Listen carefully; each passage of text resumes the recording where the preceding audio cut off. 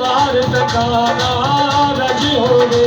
तेरी सूरत ऐसी प्यारी है, तेरी सूरत ऐसी प्यारी है। लख बार तकाना रज होवे।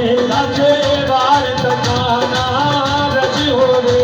लख बार तकाना रज होवे। लख बार तकाना रज होवे। तेरी सूरत ऐसी प्यारी है, तेरी सूरत ऐसी प्यारी है। लख बार तकाना रज होवे। लख बार तकाना रज होवे।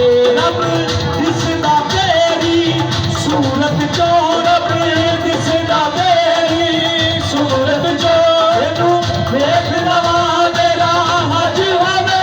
तेरे नैन रखी अपने दीदार सामने, तेरे नैन रखी अपने दीदार सामने।